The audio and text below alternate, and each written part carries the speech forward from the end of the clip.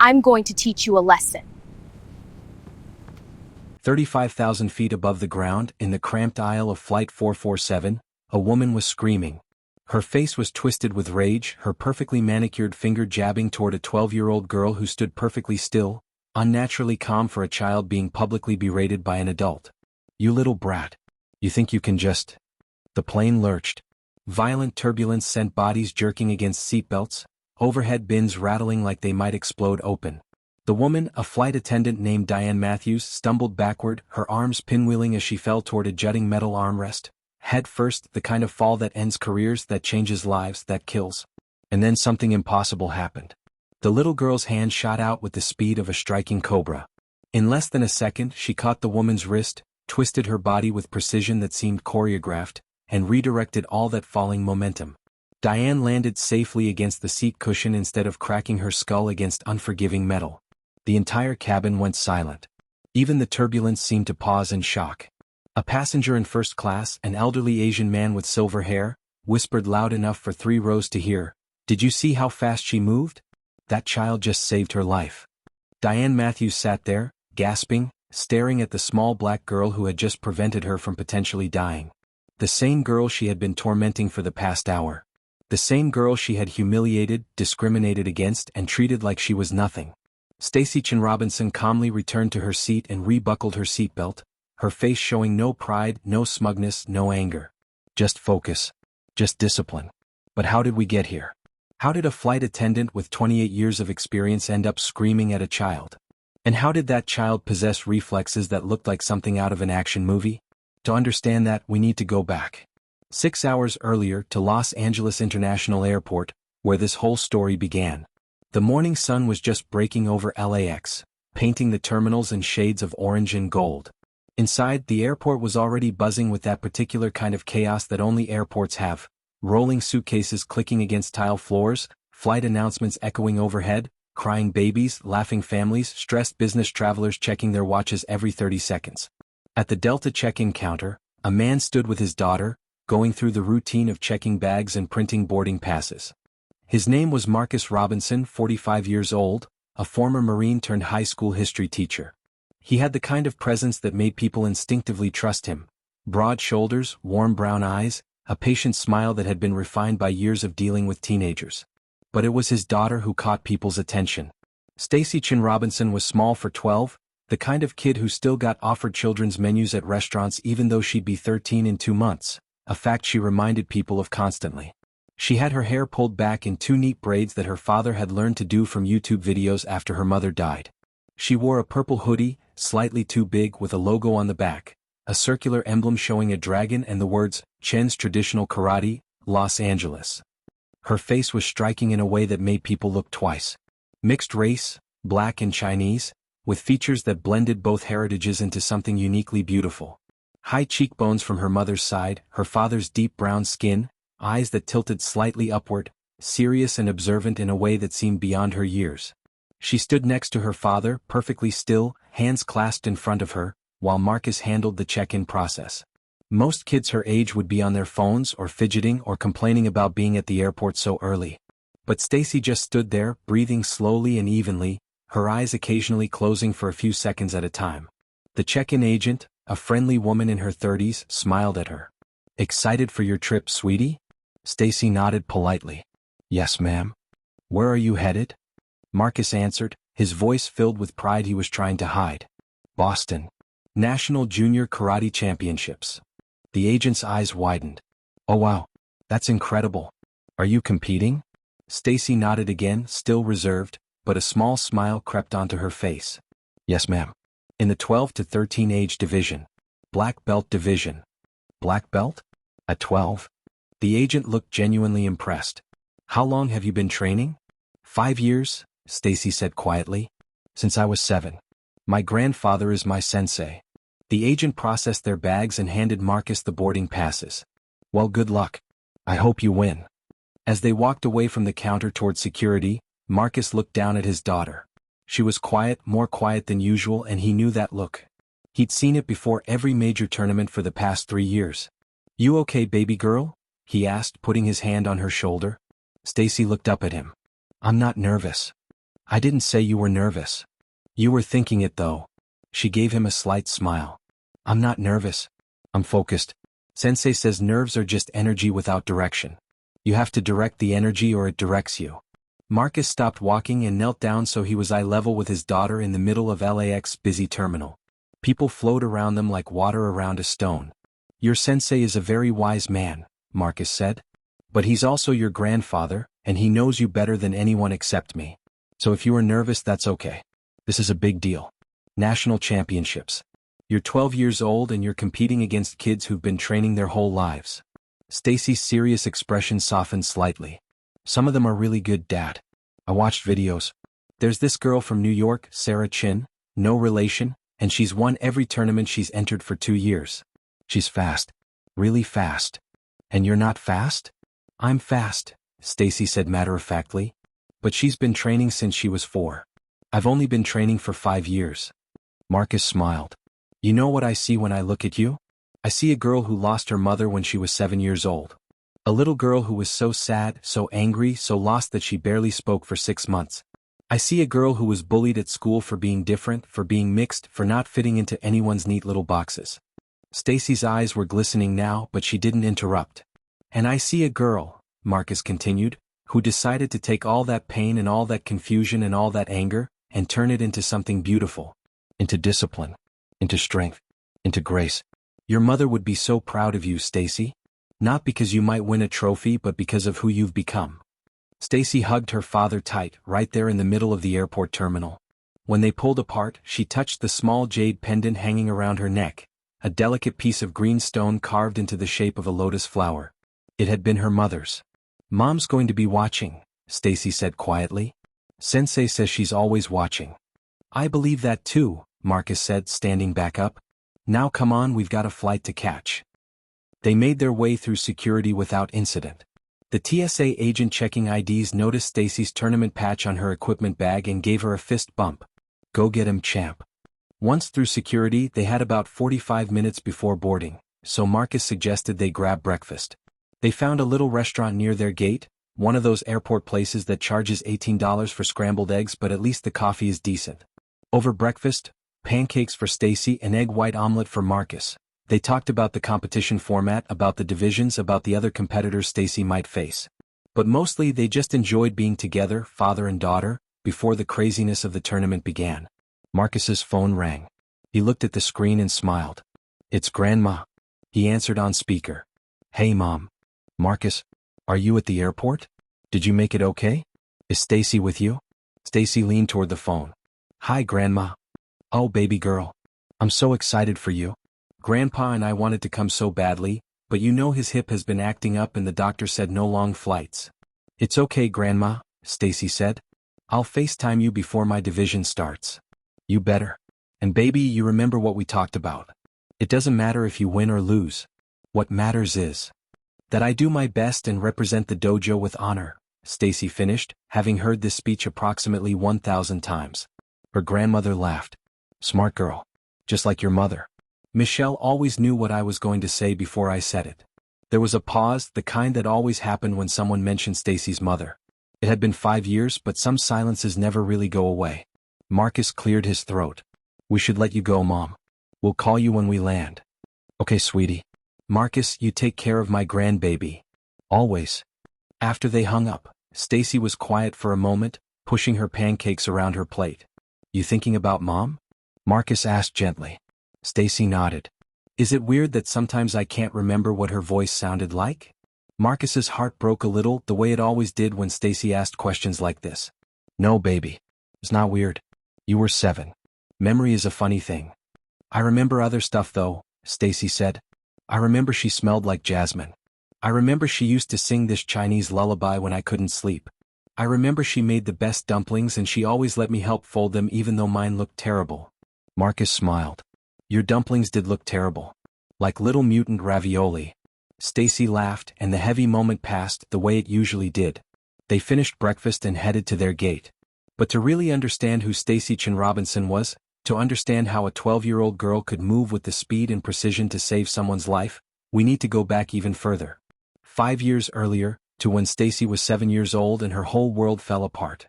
It was a Tuesday. Stacy remembered that because Tuesdays were ballet days and she hated ballet.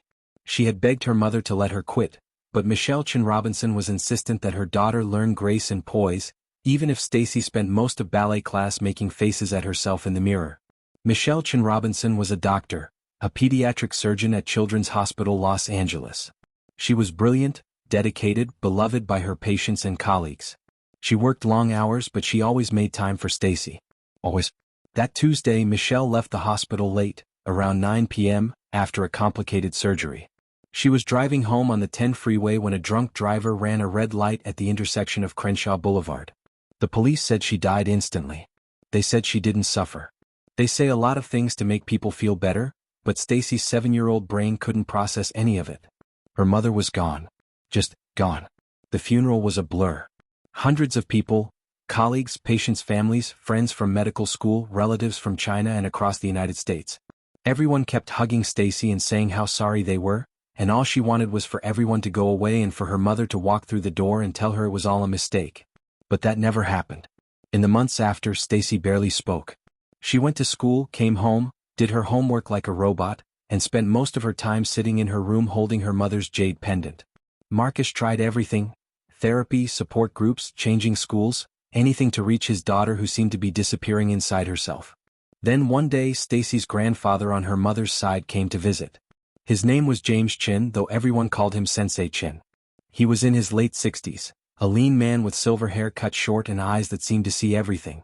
He had owned and operated a traditional karate dojo in Koreatown for 40 years. He sat with Stacy in her room and he didn't try to make her talk. He just sat there in silence with her for an hour. And then quietly he said, "Your mother started training with me when she was your age. Did you know that?" Stacy shook her head. She was small like you, and quiet like you are now, but she was sad for different reasons. Kids at school were cruel to her because she was different, because she looked different, because her last name was Chen but she spoke perfect English and some people couldn't understand that you could be both Chinese and American. Stacy looked up at her grandfather for the first time. "So I taught her to fight," Sensei Chen continued. "Not with anger, not with hate, but with discipline, with focus, with respect for herself and others. And you know what happened?" "What?" Stacy whispered, her first word in weeks. "She became strong. Not just physically, but inside where it really matters. She became confident, proud of who she was. And she took all the pain that people had caused her and she transformed it into something beautiful. She became a doctor who helped children. She helped people who had hurt her. That's real strength, Stacy. That's what martial arts teaches you. Can you teach me?" Stacy asked, her voice small but clear. Sensei Chen smiled. "I thought you'd never ask." And that's how it started. 3 times a week, Marcus would drive Stacy to her grandfather's dojo in Koreatown. The place was old school, wooden floors worn smooth by decades of bare feet, walls covered with fading tournament photographs and calligraphy scrolls, the smell of sweat and discipline hanging in the air. At first Stacy was terrible. Her kicks were sloppy, her punches weak, her forms looked like she was swatting at invisible bees. The other students, mostly boys who'd been training for years, snickered behind her back. But Sensei Chen was patient. Every mistake was a lesson. Every failure was an opportunity to improve. And slowly, week by week, month by month, Stacy began to transform. She learned to punch properly, to kick with power, to move with balance and precision. But more importantly, she learned to focus, to breathe, to control her emotions instead of letting them control her. When kids at school made fun of her for being mixed, for not being black enough, or Asian enough, she didn't cry anymore. She didn't lash out. She just remembered her breathing exercises and her sensei's words. "What other people think of you is none of your business. Who you are is your business. Be undeniable." She tested for her yellow belt after 6 months. Then orange.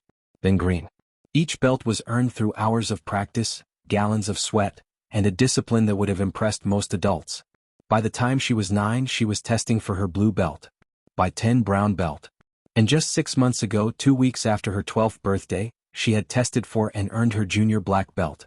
The test had been grueling: 4 hours of techniques, forms, sparring, breaking boards, and a written exam on martial arts philosophy. At the end, when Sensei Chen tied the black belt around her waist, he had tears in his eyes. "Your mother is so proud," he whispered. "I am so proud." Stacy had cried too, holding the belt that represented 5 years of work, of transformation. of becoming someone her 7-year-old self wouldn't have recognized. And now here she was about to compete at the national championships. A 12-year-old black belt who moved with grace and power, who had turned her grief into strength, who had learned that the greatest victories weren't about defeating opponents, they were about mastering yourself. But there was one lesson Sensei Chen had drilled into her above all others, one that would be tested in ways she couldn't imagine in the hours to come. It happened about a year ago during a sparring session at the dojo. Stacy was matched against a boy named Derek, 16 years old, nearly twice her size, and cocky in the way that teenage boys who've never really been challenged tend to be. The match started well. Stacy was holding her own, using her speed and technique to counter Derek's size advantage. But then Derek started getting frustrated. He began throwing strikes harder than necessary, pushing the boundaries of what was acceptable in training. Sensei Chen should have stopped it, but he was watching carefully, deliberately letting it play out. Derek caught Stacy with a hard kick to her ribs. Legal but unnecessarily forceful. Then another. Stacy felt something inside her shift, not physically but emotionally. Anger started to rise, hot and demanding. The next time Derek came in, Stacy didn't just block. She countered with a spinning back kick that caught him in the solar plexus with every ounce of power she had. Derek went down hard, gasping for air, and Stacy stood over him, fists still clenched, ready to continue. Stop. Sensei Chen's voice cut through the dojo like a blade. The other students froze. Sensei rarely raised his voice. He walked to the center of the mat, looked at Derek who was still on the ground, then at Stacy whose chest was heaving with adrenaline and anger. Derek, go sit down. You're done for today. Then he turned to Stacy. Come with me. They went to his small office at the back of the dojo. Sensei Chen sat down and gestured for Stacy to sit across from him. For a long moment he said nothing, just looked at her with those knowing eyes. You wanted to hurt him, he finally said. It wasn't a question. Stacy looked down at her hands. They were shaking. He was hurting me first. So you decided to hurt him back. Harder. To teach him a lesson. Yes. Sensei Chen rolled up his sleeve, revealing a long, jagged scar running down his forearm. Stacy had seen it before but never asked about it. I got this in 1967, he said. I was 12 years old, same age as you. Your grandmother and I were walking in San Francisco in Chinatown. A man, a white man drunk, started yelling at us. Called us names. Terrible names. Called your grandmother a slur I won't repeat. Stacy looked up, surprised. Her grandfather rarely talked about his past. I had been training in martial arts since I was 4, he continued. 8 years of training. I was good, very good for my age. And I was so angry. This man was disrespecting my mother, disrespecting us, disrespecting everything we were. He touched the scar. So I attacked him. I used everything I'd learned. I broke his nose, cracked 2 of his ribs, split his lip open. And when he tried to grab me, I used a technique my teacher had shown me, an arm bar I had no business using on someone untrained. I dislocated his elbow. Stacy's eyes were wide. The police came. They arrested me. A 12-year-old boy. My teacher, Master Liu, had to come to the police station. I'll never forget the look on his face. Not anger. Disappointment. Which somehow felt worse. Sensei Chen leaned forward. In the car on the way home, after my mother had finished crying, Master Liu turned to me and said, I did not teach you to fight racism with your fists. I taught you to fight it by being undeniable.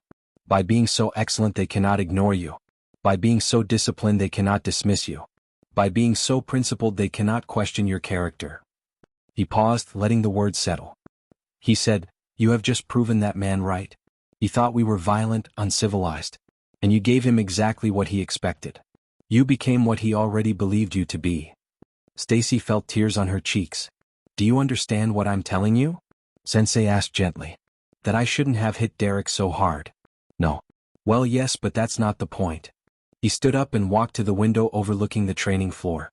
Power without discipline is just violence. Strength without control is just brutality. You have great power, Stacy. You're faster and more skilled than students twice your age.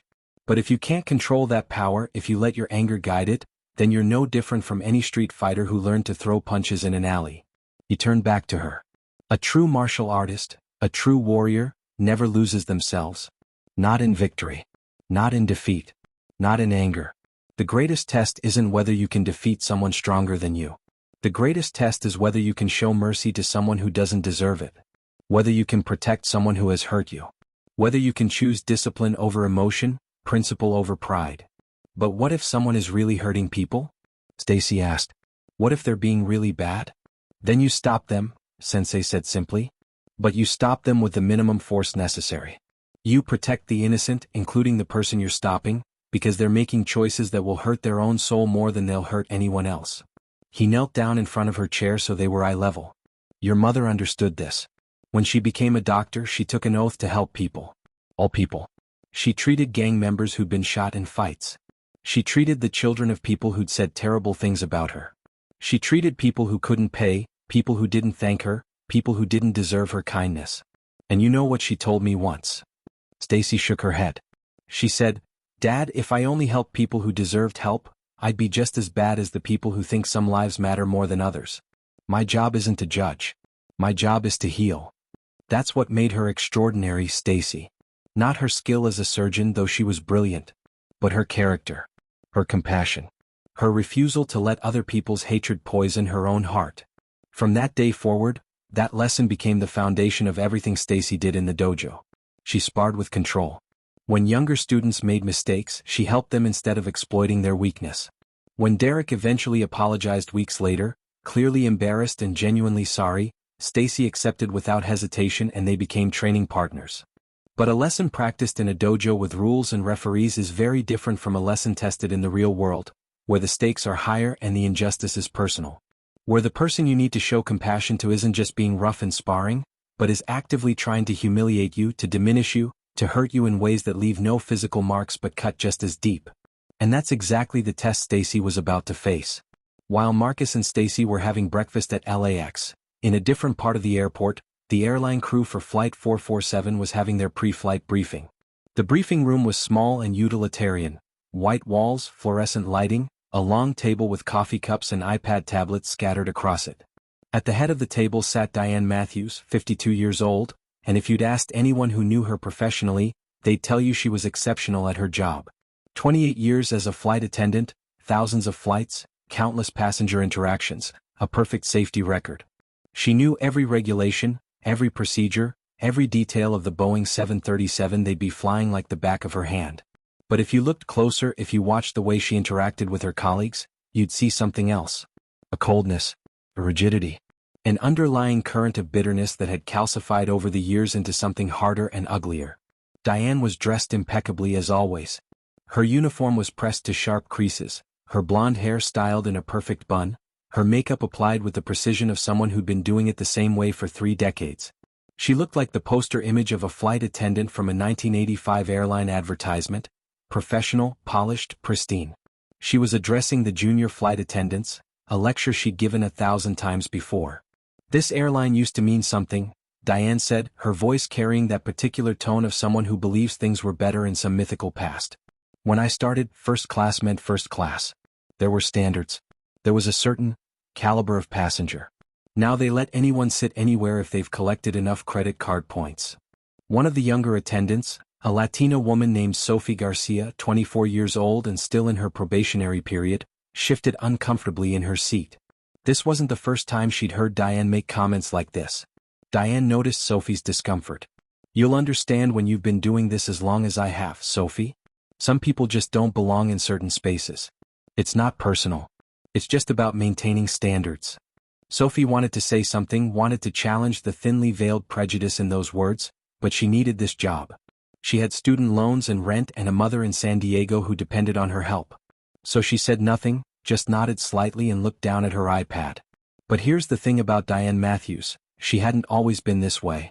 28 years ago, when Diane was 24 years old, fresh out of training and excited to see the world, she'd been mentored by a woman named Joyce Williams. Joyce was in her 40s then, a black woman who'd started as a flight attendant in the 1970s when airlines were still fighting over whether black women should be allowed in the position at all. Joyce had taken Diane under her wing, taught her not just the technical aspects of the job, but the philosophy behind it. We're not just here to serve drinks and point out exits, Joyce had told her on one of their first flights together. We're here to make everyone feel like they belong in the sky. Rich, poor, black, white, Asian, Latino, doesn't matter. For a few hours they're all guests in our home up here. And in our home, everyone is treated with dignity. Young Diane had absorbed those lessons eagerly.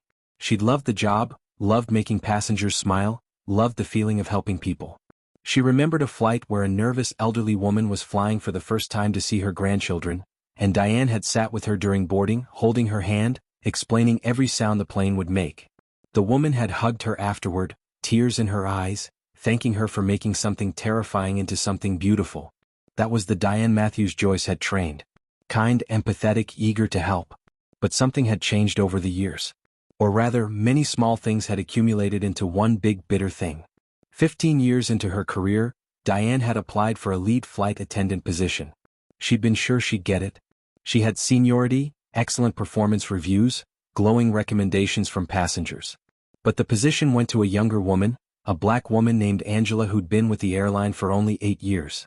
Diane told herself it was unfair. She'd worked harder, been there longer. She'd earned it. She didn't consider that Angela might have been genuinely more qualified, better with people, more adaptable to the changing industry. She didn't consider that her own rigidity, her resistance to new policies and procedures, might have worked against her. Instead, she decided it was about quotas. About diversity initiatives. About the airline choosing optics over qualifications. That's when the bitterness started. Then came the divorce. Her husband of 10 years, a pilot she'd met early in her career, left her for a flight attendant 15 years younger. The betrayal stung, not just emotionally but professionally. She had to see him at the airport, had to hear gossip about his new relationship, had to maintain her composure while her personal life was falling apart. More promotions went to others. Younger attendants who she trained ended up in positions she'd applied for. The industry changed, became more casual, more focused on efficiency than the old-school service Diane had been trained in. Everything that had once felt solid and predictable became uncertain. And with each disappointment, each change, each perceived slight, Diane's bitterness grew. She started noticing patterns that confirmed what she wanted to believe, that standards were falling, that the wrong people were getting ahead, that the world was leaving her behind. She stopped seeing Joyce as much. When Joyce tried to talk to her, tried to warn her that she was letting disappointment turn into something ugly, Diane pulled away. She didn't want to hear it. She decided that Joyce couldn't understand what it was like for someone like her. When Joyce died 3 years ago after a brief battle with cancer, Diane didn't go to the funeral. She told her colleagues she had a flight she couldn't get out of, but the truth was she couldn't face it. Couldn't face the memory of who Joyce had tried to help her be versus who she'd actually become. Now, sitting in this briefing room, Diane checked her reflection in her compact mirror obsessively, touching up lipstick that didn't need touching up. The mirror showed her a woman who looked perfectly put together on the outside, but if you looked into her eyes, really looked, you'd see someone who was exhausted. Exhausted from carrying around so much resentment. Exhausted from the constant effort of maintaining the illusion that she was fine, that she was right, that everyone else was the problem. "All right," she said, closing her compact with a sharp click. "Boarding starts in 20 minutes. Sophie, you're working economy with me today. Remember, follow the service order exactly. No deviations. No special treatment. We have procedures for a reason." Sophie nodded. "Yes, ma'am." The crew dispersed, heading to the gate. Sophie walked alongside another attendant, a guy named Marcus. Not the same Marcus as Stacy's father, just one of those coincidences that happens in a world with only so many names. "Is she always like that?" Sophie asked quietly. Flight attendant Marcus shrugged. "Diane? Yeah, pretty much. She's old school. Not in a good way. Just bitter, you know? I've heard stories that she used to be really warm, really great with passengers. But that was before my time. Has anyone ever reported her? For the comments she makes. About maintaining standards and certain people don't belong? It's always just vague enough that she can claim she meant something else. She's smart about it. Never says anything explicitly racist, just implies things. Makes people uncomfortable but never quite crosses the line into something actionable." Sophie sighed. "That's almost worse. At least if someone's openly terrible, you can point to it and say, that's wrong. This is like death by 1,000 coded phrases." They reached the gate, put on their professional smiles and prepared to board Flight 447. Neither of them had any idea that this particular flight would be the one where Diane's carefully coded prejudices would finally be exposed. Where the line between maintaining standards and outright discrimination would become impossible to blur. Where the consequences of 28 years of accumulated bitterness would come due in the most unexpected way possible. Because in about 30 minutes, a small 12-year-old girl with braids and a purple hoodie would walk onto that plane, and Diane Matthews would make a choice, the same choice she'd been making for years, but this time with witnesses who wouldn't stay silent, and this time with consequences she couldn't avoid. Boarding began at Gate 42B with the usual choreographed chaos. First-class passengers filed in first, greeted by Diane's warmest smile, the one she reserved for people in seats 1A through 6F. She laughed at a businessman's mediocre joke, complimented an elderly white woman's scarf, offered to hang a suit jacket with the careful attention of someone handling a priceless artifact. Sophie watched from the economy section, noting the stark difference in Diane's demeanor depending on which part of the plane she was in. In first class, Diane was the consummate professional, warm, attentive, gracious. The moment she crossed into economy, her face hardened almost imperceptibly, her smile tightening into something more performative than genuine. When Marcus and Stacy's boarding group was called, they joined the line of passengers shuffling down the jet bridge. Stacy had her tournament equipment bag slung over her shoulder, a specialized gear bag just under the maximum carry-on size, containing her sparring gear, her competition uniform, her breaking boards, everything she'd need for the championship. They found their seats, 12C and 12D Economy Plus. The seats Marcus had specifically paid extra for because the additional legroom would give them space to stow Stacy's equipment bag without it being crammed in with everyone else's luggage. Marcus hoisted the bag into the overhead bin. It fit perfectly, exactly as the gate agent had confirmed it would. He was arranging it when he heard a voice behind him. "Excuse me, sir. That bag is too large for this compartment." Marcus turned to see Diane standing in the aisle, arms crossed, her face set in an expression of professional disapproval. "I don't think so," Marcus said politely. "It fits the size requirements. We checked with the gate agent before boarding." Diane's eyes narrowed slightly. She looked at Marcus, then at Stacy who was already seated by the window, then back at the bag. "Sir, I've been doing this for 28 years. I know what fits and what doesn't. That bag needs to be gate checked." Marcus felt the familiar tightening in his chest, the one that happened whenever he encountered this particular flavor of interaction. The kind where he knew deep down that this wasn't really about the bag. But he kept his voice calm, kept his marine discipline in place. "Ma'am, with respect, the bag fits. You can see it fits. It's not blocking anything, it's not preventing the bin from closing. There are bags in first class twice this size that you didn't say anything about." The mention of first class was a mistake. Diane's professional mask slipped for just a second, revealing something harder underneath. "Are you arguing with me, sir?" Other passengers were watching now. The man in 11A, an older white businessman, glanced up from his phone. The woman in 13B, a young Asian American mother with a baby, paused in settling her child. Everyone could feel the tension ratcheting up. Sophie appeared from the front of the cabin. "Diane, I can help if—" "I've got this, Sophie." Diane didn't take her eyes off Marcus. "Sir, I'm going to need you to take that bag to the front and we'll gate check it. It's for everyone's safety." "Everyone's safety?" Marcus's voice remained calm, but there was an edge to it now. "How is a properly stowed bag that fits the requirements a safety issue?" "Sir, if you continue to argue, I'll have to call the gate agent and potentially have you removed from the flight."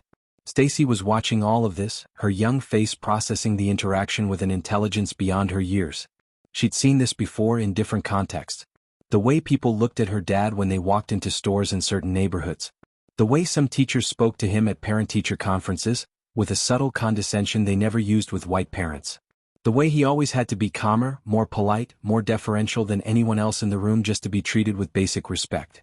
She touched her father's arm gently. "Dad, it's okay. We can check it."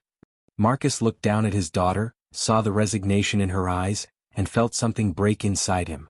Not break in the sense of shattering into anger, but break in the sense of profound sadness.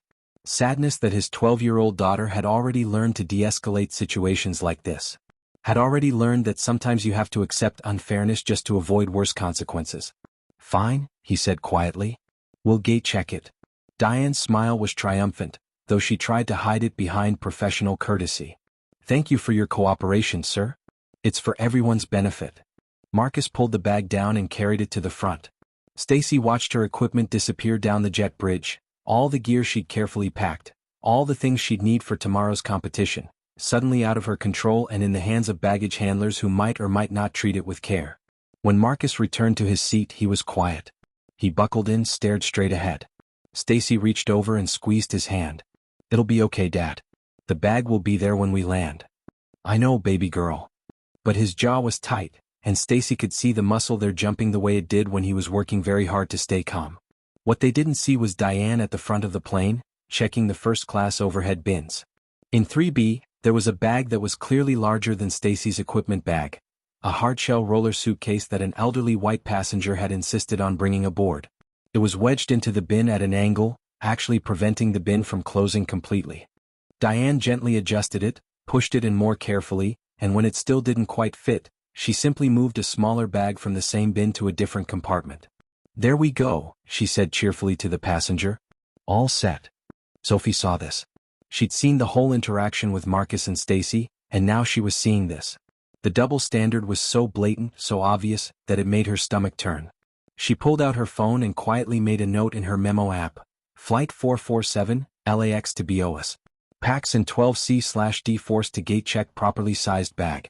Packs in 3B allowed to keep oversized bag. Race appears to be factor. It was a small act of documentation, but Sophie felt like it was all she could do. She was still on probation. One bad report from Diane and she could lose this job she'd worked so hard to get. But documenting it was something. It was evidence. And if things escalated, which given Diane's mood today they very well might, Sophie wanted to have a record. The plane pushed back from the gate right on schedule. The safety demonstration played on the screens. The engine spooled up and they taxied toward the runway. In seat 12C, Marcus stared out the window, his mind running through all the things he could have said, should have said, but didn't say because he'd learned through painful experience that being right doesn't matter when the person with power has already decided you're wrong. In seat 12D, Stacy pulled out a book about martial arts philosophy, trying to read but finding her mind wandering. She kept thinking about what Sensei Chen had taught her about discipline, about control, about not letting other people's behavior dictate your own. But it was hard. It was really hard to stay disciplined when someone was being so obviously unfair. She touched her mother's jade pendant and whispered something so quietly that even Marcus couldn't hear. "What would you do, Mom?" The answer didn't come in words but in a memory. Her mother in the hospital, treating a patient who'd called her a racial slur when she'd first walked in. Michelle had simply smiled, introduced herself as his surgeon, and proceeded to save his life with the same care she'd give anyone else. Later, when young Stacy had asked her why she'd been nice to someone so mean, Michelle had said, "Because he's sick, sweetheart. And not just in his body. In his heart too. But I'm a doctor. My job is to heal, not to judge. If I only helped nice people, I wouldn't be helping the people who need help the most." Stacy closed her eyes and breathed deeply, the way Sensei had taught her. In through the nose for 4 counts. Hold for 4 counts. Out through the mouth for 4 counts. Center yourself. Find your balance. The plane accelerated down the runway and lifted into the sky, carrying 157 passengers toward Boston.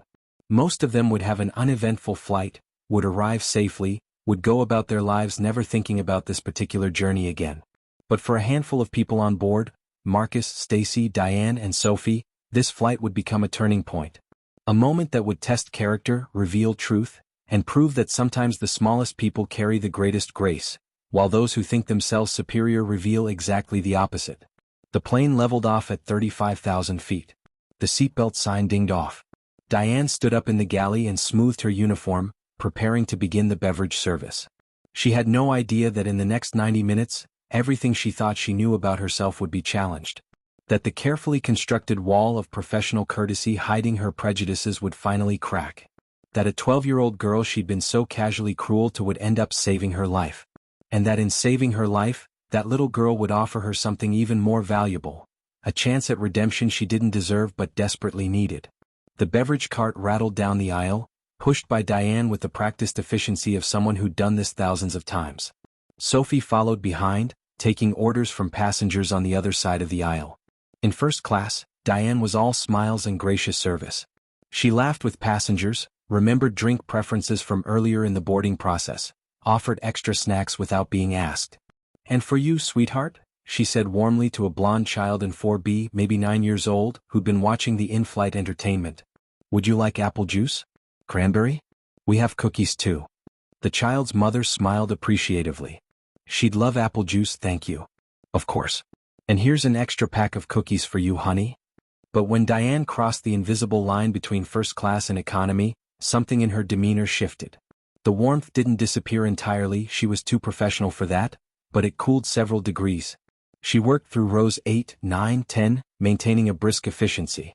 When she got to row 11, she smiled at the white family there, a father, mother, and teenage son. And what can I get for you folks? They ordered, she served, moved on. Row 12. Marcus and Stacy. Diane's voice went flat. Beverage? Not, what can I get for you? Not, would you like something to drink? Just, beverage? Delivered with the warmth of someone reading terms and conditions. Marcus noticed. Of course he noticed. But he kept his voice polite. Apple juice for her, coffee for me, please. Diane poured the drinks, handed them over. As she placed Marcus's coffee on his tray table, her hand jerked. Whether intentionally or not would be impossible to prove, and hot coffee sloshed over the rim, spilling onto his tray and the sleeve of his shirt. Oh, Diane said without inflection. There are napkins in the seat pocket. No apology. No offer to help clean it up. Just a statement of fact, and then she moved on. Marcus carefully mopped up the coffee with napkins, pulling them from the seat pocket while trying not to show any reaction on his face. But his jaw was tight again, that muscle jumping. Stacy watched this, saying nothing, but her young mind was cataloging everything. The difference in tone. The spilled coffee. The lack of apology. The pattern. 20 minutes later came the snack service. Diane worked through the cabin again with her cart, this time distributing the complimentary snacks, small bags of pretzels and cookies. Row 8, here you go. Enjoy. Row 9, pretzels and cookies for everyone. Row 10, there we go. And extra cookies for the kids. Row 11, snacks for you folks. Let me know if you need anything else. Row 12, the cart rolled right past without stopping. Marcus raised his hand politely. Excuse me, miss? Diane kept moving to row 13, serving those passengers. Marcus raised his hand higher. Excuse me? Diane finally acknowledged him with a glance. Sir, I'll get to you when I get to you. But she didn't get to them. She finished row 13, row 14, all the way to the back of the plane, then returned the cart to the galley. Row 12 never received their snacks. Stacy's stomach growled quietly. She'd only eaten half her breakfast, too nervous about the competition. Now she was hungry, watching other passengers eat pretzels and cookies while she sat with nothing. She didn't complain. Didn't say anything to her father. Just pulled out her book again and tried to focus on reading. Sophie saw all of this. She was working the other side of the aisle, but she had eyes. She saw Diane skip row 12. Saw Marcus raise his hand twice and be ignored. Saw the quiet dignity with which both father and daughter accepted this blatant discrimination. When Diane went to the galley for a moment, Sophie quickly grabbed several bags of pretzels and cookies and brought them to row 12. I'm so sorry, she whispered, handing them the snacks. She's not usually. This isn't. Sophie trailed off, realizing there was no good way to finish that sentence. I'm just sorry. Marcus accepted the snacks with a small nod. Thank you. That's kind of you. It's the least I can do, Sophie said, and the shame in her voice was palpable. She knew it wasn't enough. Giving them snacks didn't fix the larger problem. Didn't address the systematic way Diane was targeting them. Didn't make up for Sophie's own silence when she should have spoken up. But she was scared. Scared of losing her job. Scared of confronting someone with seniority and power. Scared of being labeled a troublemaker during her probationary period. So she settled for small kindnesses while enabling larger cruelties, and the guilt sat heavy in her stomach. Stacy opened the cookies and ate them slowly, making them last. She could feel the anger trying to rise in her chest, that familiar heat that wanted to become words, wanted to become action, wanted to become something other than this forced calm acceptance. She closed her eyes and did her breathing exercises again. Sensei Chen's voice in her head, you cannot control what other people do. You can only control how you respond. Choose discipline over emotion. Choose grace over anger. But it was so hard. Harder than any sparring match she'd ever been in. In a sparring match, the rules were clear. Everyone wore protective gear. There was a referee. When someone hit too hard or acted unfairly, the match stopped and there were consequences. But here in real life the rules weren't clear. The person being unfair had all the power. There was no referee to call a penalty. And complaining would probably just make things worse. Stacy thought about her mother, about all the times Michelle must have faced this kind of treatment in her career. A Chinese woman in medicine, married to a black man, raising a mixed-race daughter. She must have encountered this 1,000 times. The subtle condescension, the lowered expectations, the surprise when she proved herself competent, the constant need to be twice as good to be considered half as worthy. And she'd faced it all with grace. With dignity. With a refusal to let other people's small-mindedness make her small in return. Stacy could do that too. She had to. Because if she let this woman's behavior make her angry, make her bitter, make her anything other than who Sensei Chen and her mother had raised her to be, then that woman won. Not because she'd successfully hurt Stacy. Stacy was strong enough to handle hurt. But because she'd have succeeded in making Stacy less than herself. Less disciplined. Less compassionate. Less whole. And Stacy refused to give her that victory. An hour into the flight, Stacy unbuckled her seatbelt. I need to use the bathroom, Dad. Okay, baby girl. You know where they are. Stacy nodded. She'd flown enough times to know the layout. There were bathrooms at the back of the plane, but there was also one at the front, just past the first-class cabin. She walked forward up the aisle. There was a line of 3 people waiting for the rear bathrooms, all of them doing the subtle shift from foot-to-foot dance of people who really need to go. Stacy looked toward the front of the plane. Past the blue curtain separating first class from economy, she could see the front bathroom. The light above it showed green, vacant. She hesitated. She'd never used a first-class bathroom before. Wasn't even sure if she was allowed to. Sophie was walking past at that moment, saw Stacy standing there looking uncertain. You need the bathroom, honey? Sophie asked gently. Stacy nodded toward the back. There's a line. Sophie glanced forward, saw the vacant first-class lavatory. You can use that one. It's closer anyway. Is that okay? Stacy asked. I'm not in first class. Sophie felt her heart break a little that this child had already been trained to question whether she belonged in certain spaces. Of course it's okay. Go ahead. Stacy smiled gratefully and walked through the curtain into first class. The cabin was quieter here, more spacious. She found the bathroom, went in, used it quickly, washed her hands carefully the way her mother had always taught her. Soap, count to 20, rinse thoroughly, dry completely. She exited the bathroom and turned to head back to economy. And there was Diane Matthews, standing in the galley with her arms crossed, face red with anger. Excuse me. Diane's voice was loud enough that several first-class passengers looked up from their books and tablets. What do you think you're doing? Stacy froze. I was using the bathroom. That bathroom is for first-class passengers only. I'm sorry, I didn't know. There was a line and the other lady said I could. Diane's hand shot out and grabbed Stacy's upper arm, not hard enough to hurt but firm enough to be controlling, to be demeaning. You need to return to your seat. Now. In that moment, several things happened at once. Marcus, who'd been watching for Stacy to return, saw Diane grab his daughter's arm. He unbuckled and stood up so fast his seat jerked. Sophie, who was in the economy galley, heard Diane's raised voice and came forward. And several first-class passengers who'd witnessed the entire interaction began to pay very close attention. Marcus reached the first-class cabin in seconds. His voice was low but carried the unmistakable authority of a former Marine who'd commanded troops in combat. Don't touch my daughter. Diane released Stacy's arm but didn't back down. Your daughter was trespassing in first class. She's a child who needed to use a bathroom. Marcus's voice was tight with controlled anger. A bathroom that was empty and that a member of your crew told her she could use. There are rules, sir. Or do rules not apply to people like you? The words hung in the air like a physical thing. People like you. It was the kind of phrase that could mean anything and nothing, that provided just enough plausible deniability while making the actual meaning crystal clear to anyone with ears and experience. The cabin went completely silent. Even the drone of the jet engine seemed to fade into the background.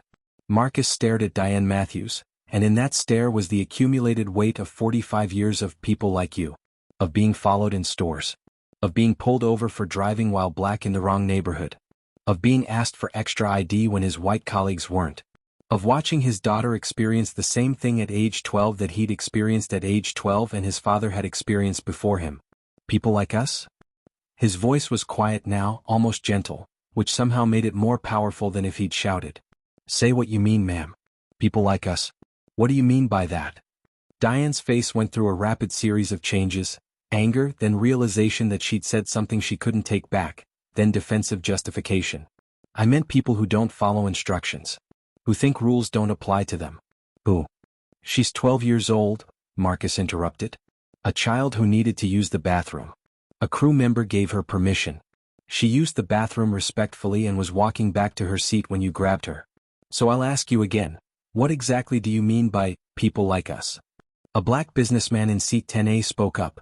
I saw the whole thing. The young lady was perfectly polite. She had permission from another crew member. There was no trespassing. A white woman in 11B added, and I've seen you be unpleasant before, miss, but that comment was completely uncalled for. The captain's voice came over the intercom at that moment, completely unaware of the drama unfolding in his cabin. Folks were expecting some rough air ahead. Flight attendants, please prepare the cabin for moderate turbulence. Everyone else, please return to your seats and fasten your seatbelts. Diane seized on this interruption like a lifeline. You heard the captain. Everyone to your seats. Now. She turned and walked toward the galley, her face flushed, clearly flustered. Marcus put his hand on Stacy's shoulder. You okay? Stacy nodded. I'm okay, Dad. They returned to their seats. Marcus was shaking with barely suppressed rage, the kind that comes not from being angry but from having to constantly suppress anger because expressing it as a black man carries risks that white people never have to calculate. Other passengers were murmuring. The businessman in 10A leaned forward. Brother, I don't know if you're planning to report this, but if you do, I'm happy to be a witness. That was completely out of line. All of it, from the bag to the skipped snacks to that comment. I saw it all. Marcus nodded. Thank you. I appreciate that. I work in civil rights law, the man continued, reaching into his pocket for a business card. If you need representation, call me. What she did, the pattern of behavior, the discriminatory treatment, the grabbing your daughter, that's actionable. Sophie approached, her face pale. Mr. Robinson, I am so sorry. I told her she could use the bathroom. This is my fault. No, Marcus said firmly. This is not your fault. Don't apologize for someone else's hatred. I'm going to report this, Sophie said, her voice shaking but determined. I'm documenting everything. The bag. The spilled coffee. The skipped snacks. The bathroom incident. All of it. Diane returned, overheard this. Report what, Sophie? Me enforcing airline policy? You're barely off probation. Be very careful about making accusations you can't prove. Sophie flinched, but this time she didn't back down completely. I can prove it. I have timestamps. I have notes. And I have witnesses. Witnesses to what? Me doing my job. The plane hit a patch of rough air, shuddered slightly. The seatbelt sign dinged urgently. Everyone seated now, Diane ordered, using the turbulence as an excuse to end the confrontation. She stormed to the front galley and began securing loose items with aggressive efficiency. In seat 12D, Stacy sat very still, her hands folded in her lap. She wasn't thinking about Diane anymore. She was thinking about Sensei Chen's teaching. In every confrontation there are two battles. The physical battle, which everyone sees, and the spiritual battle, which only you know about. The spiritual battle is the one that matters. It's the battle to remain yourself in the face of someone trying to make you something less. Marcus squeezed her hand. I'm proud of you, baby girl. The way you handled that, staying calm, staying respectful even when she didn't deserve it, your mom would be so proud. I wanted to yell at her, Stacy admitted quietly. I wanted to tell her she was being mean and unfair and wrong. But you didn't. You chose discipline over emotion. That's real strength. Sensei says that's the hardest kind of strength. Anybody can punch someone who makes them angry. It takes real strength to not punch them. Marcus smiled despite the situation. Your sensei is right. Though in this case, I'm pretty sure punching a flight attendant would get us arrested. Stacy managed a small laugh. Probably. The turbulence was increasing now, the plane bouncing and swaying like a car on a bumpy road. The captain's voice came back on. Folks, we're going to be in this rough air for a bit. Flight attendants, take your jump seats. Diane was in the aft galley, still trying to secure items, still fuming from the confrontation. She was shoving items into compartments with more force than necessary, her mind racing through justifications for her behavior. She wasn't racist. She wasn't. She'd just been enforcing policies. Maintaining standards. The bag was too big, except it wasn't, and she knew it. The coffee spill was an accident, except she'd done it on purpose and she knew it. The skipped snacks were an oversight, except they weren't and she knew it. And people like you could have meant anything, except it couldn't and she knew it. Joyce's voice echoed in her memory, from a conversation they'd had years ago when Diane had first started making comments about certain passengers. Diane, I'm going to tell you something and I need you to really hear me.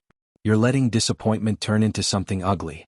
You're looking for someone to blame for the things that haven't gone your way, and you're choosing to blame people who look different from you. That's a poison, Diane. And if you don't treat it now, it will spread until it consumes everything good in you. But Diane hadn't listened. She told herself Joyce was being oversensitive, playing the race card, seeing discrimination where there was just honest professional assessment. Now, slamming cabinet doors in a galley while the plane shook around her, Diane was forced to confront what she'd been avoiding for years. She wasn't enforcing policies. She was discriminating. She wasn't maintaining standards. She was perpetuating prejudice. She wasn't treating people differently because of their behavior, she was treating them differently because of their race and assuming their behavior based on their appearance. A trash bag she'd been trying to stuff into the compactor broke open, spilling garbage across the galley floor. Apple cores, used napkins, empty plastic cups. Diane stared at it and suddenly it felt like a metaphor for her own life. Everything she'd been trying to stuff down, to compress, to hide away, finally breaking open and spilling out where everyone could see it. She knelt down to clean it up and the plane lurched violently. The turbulence had gone from moderate to severe in seconds. The plane dropped what felt like 100 feet, though it was probably only 20 or 30. Overhead bins rattled. Passengers gasped. Someone screamed. Diane, kneeling on the galley floor, was thrown off balance. She tried to grab the counter edge but missed, her body twisting as she fell backward. Her head was aimed directly at the metal armrest of the jump seat, protruding at exactly the wrong angle. The kind of fall that results in skull fractures, brain bleeds, the kind of injury that ends careers and lives. She had maybe a second to register what was happening, to understand that she was about to hit the armrest headfirst with the full force of gravity and turbulence combined. And then a small hand shot out and caught her wrist. Stacy Chen-Robinson had unbuckled, against regulations, against safety protocols, the moment she saw Diane starting to fall. Her body moved before her conscious mind made the decision, pure muscle memory from 5 years of training. She was 12 years old and weighed maybe 90 pounds. Diane was 52 and weighed 140. The physics shouldn't have worked. Stacy shouldn't have been able to stop the fall. But she didn't try to stop it. That was the brilliance of what she did.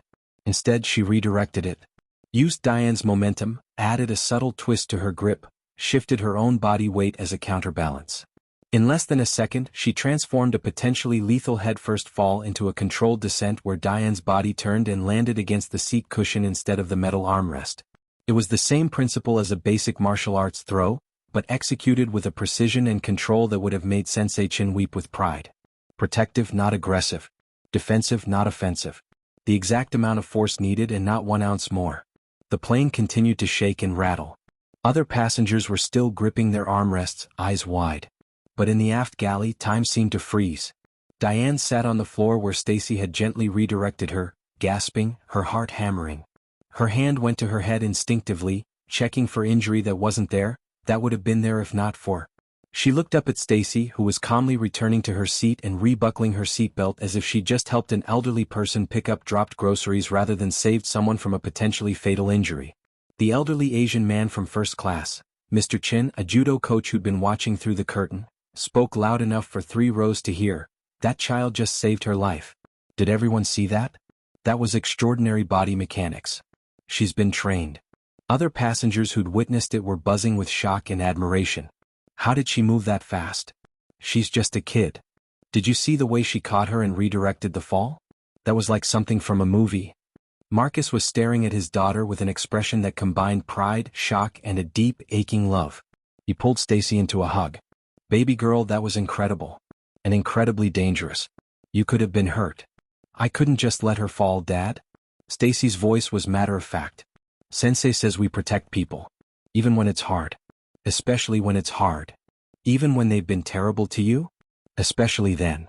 The turbulence was subsiding now, the plane settling back into smoother air. The captain's voice came on again. Folks, we're through the worst of it. Flight attendants, you can resume cabin service if needed, but feel free to remain seated if you prefer. Diane hadn't moved from the galley floor. Sophie rushed back to help her up. Are you okay? Sophie asked, genuine concern overriding any complicated feelings she had about Diane's behavior. Yes. I think so. Diane accepted Sophie's help standing, but her legs were shaky. She held onto the counter for support. Sophie guided her to the jump seat. Sit down. Take a minute. That was scary. That girl, Diane said, her voice barely a whisper. Did you see what she did? I saw. She saved you, Diane. After how I... Diane couldn't finish the sentence. The enormity of it was too much. She had spent the last hour being casually cruel to this child and her father. Had discriminated against them, humiliated them, grabbed the girl's arm, made racist comments. And when she'd been in danger, that same child, that same child she treated like trash, had moved with the speed and precision of a trained expert to save her life. Passengers were starting to unbuckle, coming to check on what had happened. The businessman from 10A approached the galley. "Is everyone all right back here?" That was some serious turbulence. "We're fine," Sophie said. "Thanks to that young lady in 12D. The businessman looked toward Stacy. "That was the same girl you were harassing earlier, wasn't it?" Diane flinched at the word, harassing, but couldn't deny it. "She just saved your life," he continued. "After you discriminated against her for an hour, grabbed her, made racist comments, she still saved your life. I hope you understand the kind of grace you just experienced." He walked away before Diane could respond.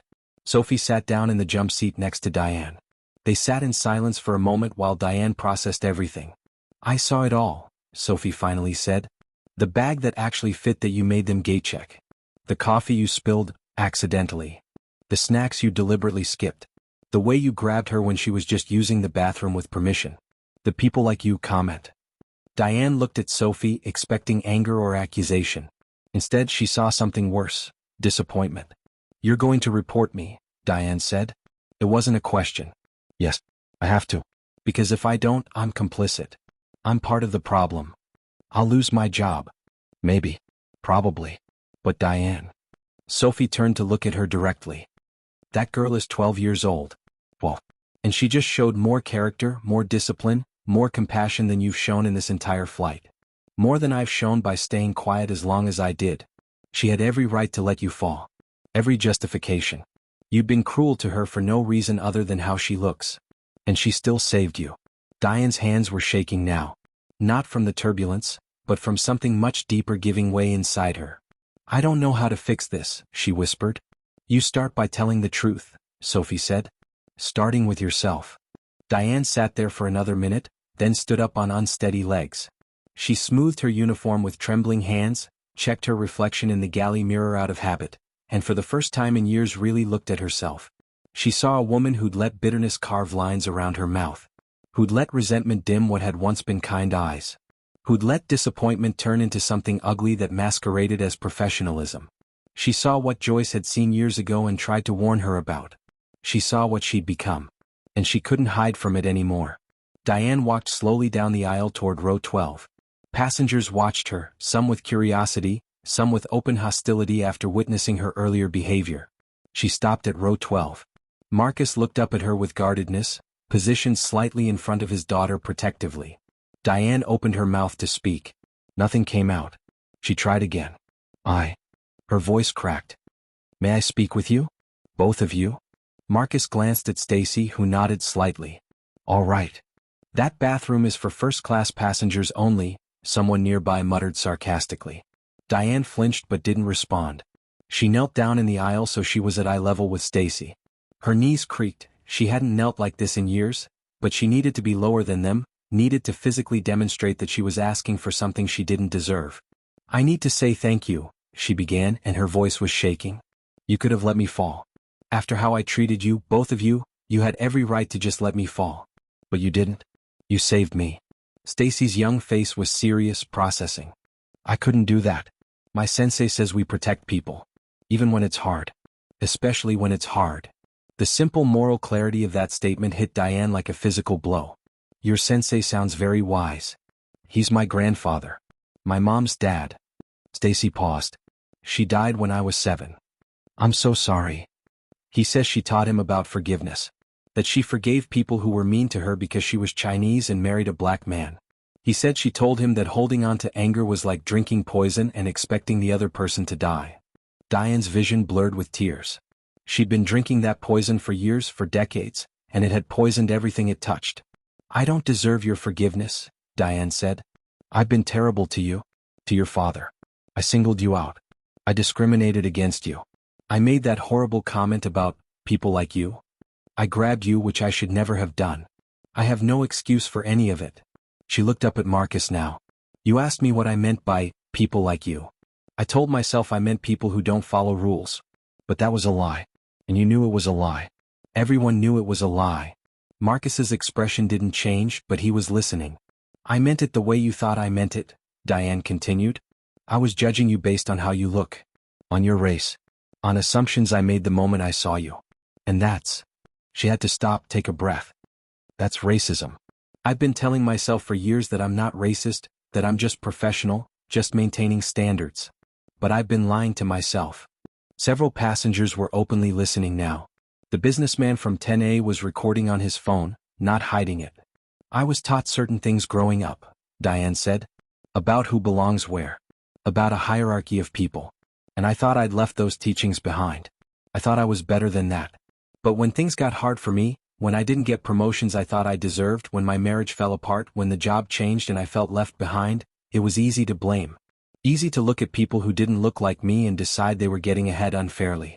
Easy to convince myself I was the victim of reverse discrimination rather than facing the truth. What truth? Stacy asked. Diane looked at this 12-year-old child who just saved her life and was now asking her to confront her own soul. That the problem wasn't other people getting opportunities they didn't deserve. The problem was me becoming someone I shouldn't have been. Someone bitter.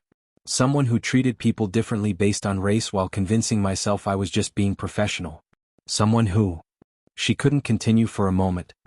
Someone my mentor would have been ashamed of. Who was your mentor? Marcus asked quietly. Her name was Joyce Williams. She was black. She started as a flight attendant in the 1970s when airlines barely let black women do this job. She faced things I can't even imagine. And despite all of that, she never let it make her cruel. She never let it make her bitter. She taught me that our job was to make everyone feel like they belonged in the sky. Everyone. Regardless of race, class, anything. Diane wiped her eyes with the back of her hand, smearing her makeup, not caring. Joyce tried to warn me years ago. She saw me changing, saw me letting disappointment turn into resentment. She told me I was drinking poison and that it would kill everything good in me if I didn't stop. I didn't listen. I pulled away from her. And when she died 3 years ago, I didn't even go to her funeral because I was too ashamed to face the memory of who she tried to help me be. She looked at Stacy again. You asked about your mother forgiving people who were cruel to her. Joyce did the same thing. When I was young and made mistakes, not malicious ones, just ignorance and inexperience, she corrected me with patience and grace. She saw potential in me that I ended up betraying. It's not too late though, Stacy said simply. Diane let out a sound that was half laugh, half sob. You're 12 years old and you have more wisdom than I've developed in 52 years. My sensei says age doesn't make you wise. Choices make you wise. Your sensei is right. Diane stood up, her knees protesting. I'm going to file a report about my own behavior today. I'm going to face whatever consequences come from that. But more importantly, I'm going to do better. Be better. She addressed the cabin now, raising her voice slightly so everyone could hear. Can I have everyone's attention for a moment, please? The conversations quieted. All eyes turned to her. I need to say something, Diane continued, her voice shaking but determined. This young woman, Stacy Robinson, saved me from serious injury a few minutes ago. But more than that, she and her father have shown me grace I absolutely don't deserve. She paused, gathering courage. I have been in this job for 28 years. And somewhere along the way I forgot why I started. I forgot that this job is about taking care of people. All people. Instead, I've been treating people differently based on how they look, based on prejudices I should have left behind decades ago. Some passengers nodded. Others looked uncomfortable. Today I treated the Robinson family terribly. I singled them out. I was rude, discriminatory, and cruel. I forced them to gate check a bag that met all requirements while allowing larger bags to stay in first-class bins. I spilled coffee on Mr. Robinson and didn't apologize. I deliberately skipped them during snack service. I grabbed Stacy when she was simply using a bathroom that a crew member had given her permission to use. And I made a comment that revealed exactly the kind of bias I've been denying in myself for years. Her voice broke, but she pushed through. And when I was in danger, this child I had mistreated based on nothing but the color of her skin, saved me. Because she's a better person at 12 than I am at 52. The cabin was absolutely silent now. I'm going to file a formal report about my own behavior. I will accept whatever consequences come from that. But more importantly, I'm going to change. I'm going to do the work, real work, to address the prejudices I've been harboring. I'm going to seek training, education, counseling, whatever it takes. She turned back to Marcus and Stacy. I want to start by apologizing publicly, the same way I discriminated publicly. Mr. Robinson, Stacy Robinson, I am deeply sorry for how I treated you today. There is no excuse. You deserved better. Everyone deserves better. She bowed her head, a gesture of genuine humility and remorse. For a moment no one moved. Then the businessman from 10A started clapping. Slowly others joined in, not applause for Diane, but acknowledgement of the courage it took to admit wrongdoing so publicly. Marcus looked at his daughter. What do you think, baby girl? Stacy was quiet for a moment, her young face thoughtful. Then she stood up and held out her hand to Diane. My sensei says everyone deserves a chance to be better than they were yesterday. You're taking that chance. That takes courage too. Diane took Stacy's hand, and the tears she'd been fighting finally spilled over. She shook the small hand formally with respect. Thank you, she whispered. Thank you for seeing something in me worth saving. Not just my body but my soul. Mr. Chen, the judo coach, approached from first class. Young lady, that was extraordinary technique earlier. How long have you been training? Stacy smiled shyly. 5 years. My grandfather is my sensei. What's his name? Sensei Chen. He has a dojo in Koreatown, Los Angeles. Mr. Chen's eyes widened. James Chen? The James Chen? Stacy nodded. I competed against him in 1985, Mr. Chen said, wonder in his voice. He beat me in the finals. He was extraordinary. And I can see his teachings in you. That save wasn't just technique. That was character. You protected someone who'd harmed you. That's the highest level of martial arts. He handed Marcus a business card. I coach competitive judo. I'd love to watch Stacy compete in Boston. What dojo is she representing? They talked about the competition while other passengers continued to approach, offering support and thanking Stacy for what she'd done. Sophie came forward with fresh coffee for Marcus, replacing what had been spilled earlier, and extra snacks for both of them. I've documented everything, she told Marcus quietly. I have timestamps, witness information, everything. If you want to file a complaint in addition to Diane's self-report, I'll support it completely. What happened today was unacceptable regardless of how it ended. Marcus nodded. I appreciate that. I'll think about it. And, Sophie added, I'm going to be braver. I stayed quiet too long today because I was scared. Scared of losing my job, scared of confrontation. But your daughter risked getting hurt to save someone who'd been cruel to her. If she can be that brave at 12, I can be brave enough to speak up when I see injustice. The rest of the flight passed in a completely different atmosphere. Diane stayed in the galley mostly, not to avoid anyone but to give the Robinson family space. She spent the time on her phone, looking up anti-racism training programs, diversity counseling, beginning the work of actually addressing what she'd spent years denying. She also wrote an email to the airline's Human Resources Department, detailing everything she'd done, accepting full responsibility, and requesting whatever interventions they thought appropriate. It was terrifying to hit send, knowing it might end her career. But it was also liberating, like lancing a wound that had been festering for years. Sophie checked on the Robinson family frequently, not with the forced professionalism of someone doing a job, but with genuine care. Other passengers struck up conversations with Marcus and Stacy, asking about the competition, about martial arts, about Sensei Chen's philosophy. Stacy, who'd started the flight nervous and withdrawn, found herself opening up, sharing stories about training, about her mother, about the lessons she'd learned. The elderly white woman from 11B, whose earlier comment about Diane's behavior being uncalled for, had been the first passenger to speak up, came back to chat with Stacy. My granddaughter is about your age, she said. She's been asking about martial arts. She thinks she wants to try karate. But she's worried she's too old to start. She's not too old, Stacy said immediately. Sensei says you're never too old to start. We have students who started in their 30s, 40s, even 50s. It's not about how long you've been training. It's about why you're training and what you're willing to learn. What made you start? Stacy touched her jade pendant. My mom died when I was 7. I was really sad. Really lost. My grandfather, Sensei Chen, taught me that martial arts wasn't about fighting. It was about finding yourself. About turning pain into strength. About discipline and focus and becoming someone you can be proud of. The woman's eyes were wet. Your mother raised a remarkable young lady. She did, Marcus said softly. And her father continues her work every day. As they began their descent into Boston, Diane made one more trip back to row 12. I don't want to intrude, she said. But I wanted to give you something. She handed Stacy a small card. On it was written a name, Joyce Williams, and underneath, in memory of my mentor who tried to teach me that healing people is better than hurting them. Thank you for reminding me. On the back of the card was the address of Joyce's grave in Los Angeles. "I'm going to visit her when I get back," Diane said. "I'm going to tell her what happened today. Tell her I'm finally listening to what she tried to teach me. And I'm going to thank her for believing I could be better than I became." Stacy accepted the card carefully. "Can I tell you something my sensei says?" "Please." "He says that the person you were yesterday doesn't have to be the person you are today. Every morning you get to choose again. And people who take responsibility for their mistakes and actually try to change, those are the bravest people. Because it's easier to defend being wrong than to admit it and do the work to be right." Diane nodded, unable to speak. The plane touched down at Logan International Airport smoothly. The seatbelt sign dinged off. Passengers began gathering their belongings. At the gate, an airline supervisor was waiting.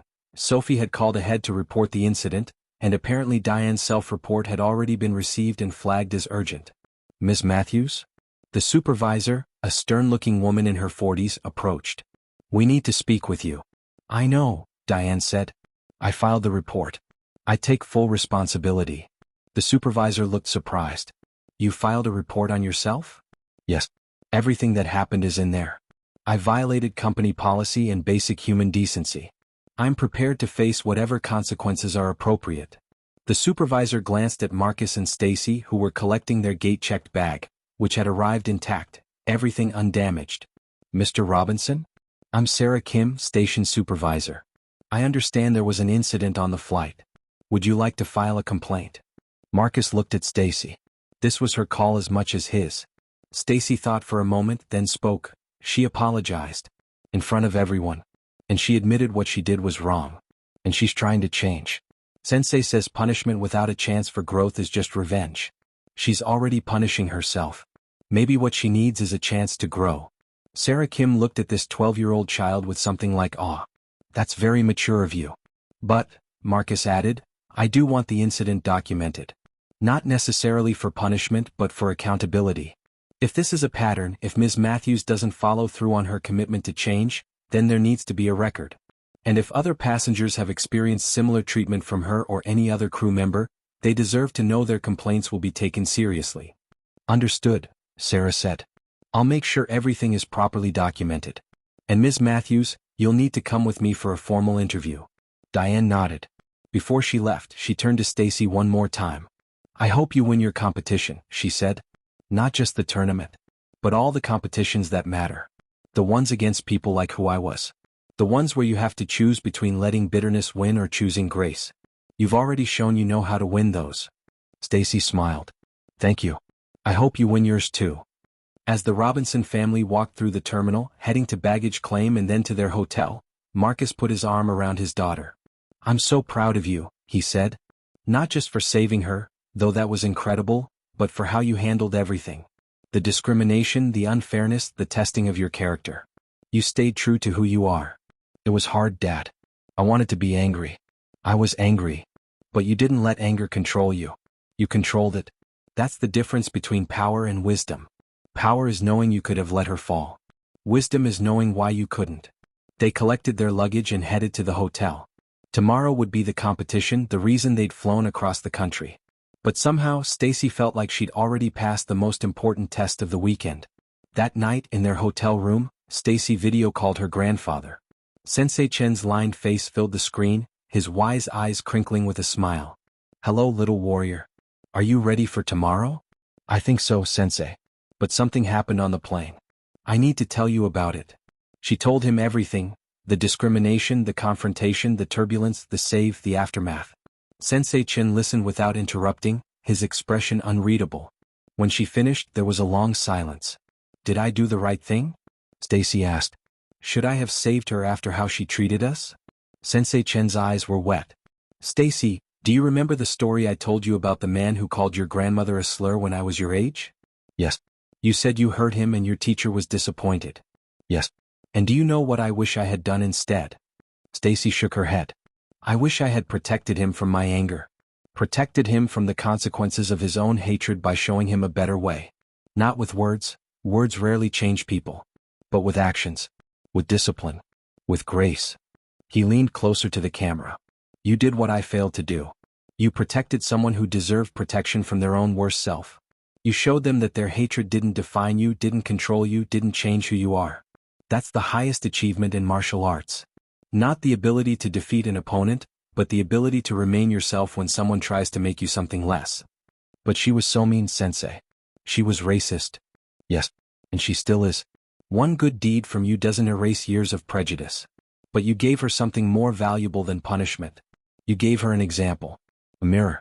A chance to see herself clearly and choose to change.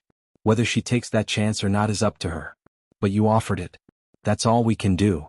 Sensei Chen paused, then added, your mother would be so proud. She spent her whole life protecting people, even people who didn't deserve it, even people who'd been cruel to her. She healed them anyway. Because she understood that healing is always better than hurting, even when hurting would feel justified. Stacy touched her jade pendant. I miss her. She's always with you. In that pendant. In these lessons. In the person you're becoming. And tomorrow when you compete, she'll be there too. Watching. Proud. They talked for a few more minutes, then said goodnight. Stacy lay in bed, staring at the ceiling, thinking about the day. In Los Angeles, Diane Matthews was also lying awake, in her apartment that suddenly felt too empty, too quiet. She'd been put on immediate administrative leave pending investigation. She might lose her job. She probably should lose her job. But for the first time in years, she felt something other than bitterness. She felt possibility. The possibility of change. Of growth. Of becoming someone Joyce Williams would have been proud to mentor. She got out of bed and went to her closet, digging through boxes until she found what she was looking for, a photograph from 1997. Diane at 25, standing next to Joyce Williams, both in uniform, both smiling, taken after Diane's first international flight. In the photo, young Diane looked happy, hopeful, kind. She looked like someone who genuinely wanted to help people. I'm so sorry, Joyce, Diane whispered to the photograph. I'm so sorry I forgot. But I'm going to remember now. I promise I'm going to remember. She placed the photograph on her nightstand where she'd see it every morning.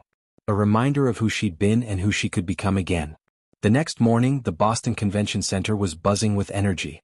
Hundreds of young martial artists from across the country, all there for the National Junior Karate Championships.